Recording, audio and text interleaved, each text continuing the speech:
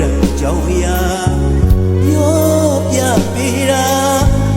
မိမောင်မပါပဲလေးလက်ခဲ့တာအမှန်ကိုဆောင်အမောင်းပဲဝင်ချစ်တဲ့မြင်မြတ်တာခွင်လို့စိတ်နဲ့ဖမြစ်တာအတက်လေးသေးပညာမွေပေးစေရနာဒီသားလေးအတွက်ပါစေရနာဒီသမီးလေးအတွက်ပါဟာခင်တယောက်ရဲ့ရင်တွင်မြစ်တာ